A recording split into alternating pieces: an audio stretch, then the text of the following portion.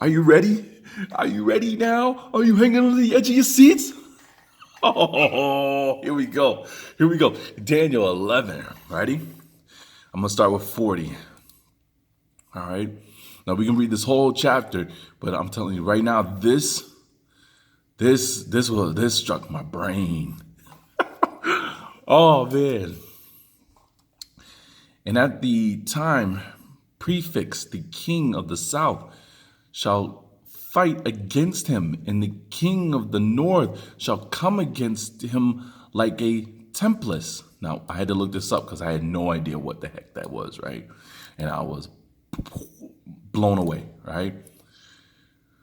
Tempest. Tempest. I said tempest, I think. Tempest.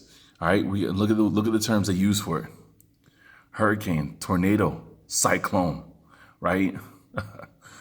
This is a superstorm, thunderstorm, dust cloud, downpour, rainstorm, hailstorm, monsoon, tropical storm. So the king of the, let me make sure I get this right. The king of the north hit them with all their might. Now think about this, right? You have a king in the south, right? There's a king in the southland. And now you have a king coming out of the northland. So they are going to come up wherever you're sitting in the middle and crush you. Now that almost reminds me of some of that Horace Butler stuff, right? All right, and they come in with all they got, and I wonder why they came with all they got. Is it just like Horace Butler said, that they've tried many times, and many times they had failed? It also reminds me of the story that Arthur Scott told me about the Vikings that came down into the Americas, met the red men, heard the red men's complaints, heard about who was enslaving them, made a deal with them, right, and went back, and then they came back, and they just had their way. I'm just saying, it was an interesting story. It's just been on my mind the last 2 weeks. I mean, I talked to him about it. His story's just been on my mind, and it's yeah. All right, with chariots and with horsemen. Now, you get ready for this. All right, they coming at them with everything they got. They're riding on their chariots. They got their horses, and with a great navy.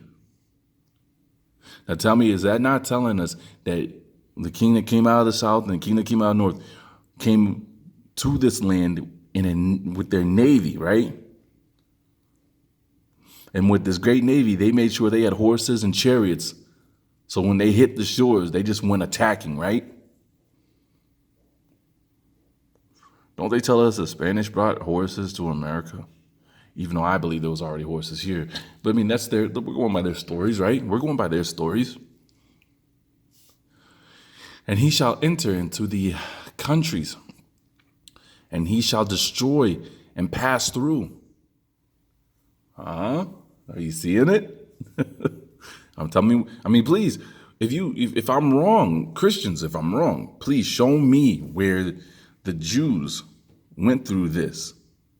Where was this ever, where's the experience of this? Please, I'm open for debate.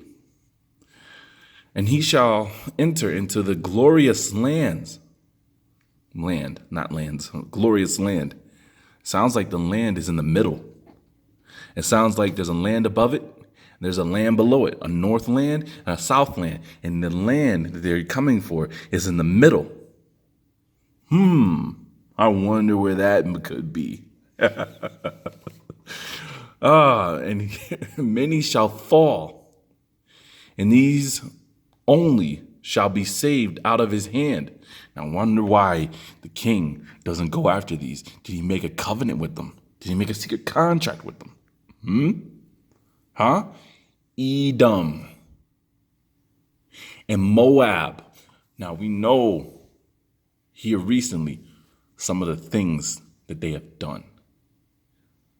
Right? We've been so focused on Moab and all these guys coming out. I'm a Moabite. I'm a Moor. I'm the descendants of the great Moabite people. And they told us, didn't they tell us with the Washita Moors? Didn't they say they were never enslaved? I wonder why. Edom. Now that's an interesting one, right? Because we've been so focused on Moab.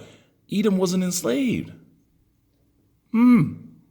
Moab wasn't enslaved. And we have more proof that Moab is telling the truth. If they, with the Washitals, man. Think about that. Edom, what's your dirty secrets?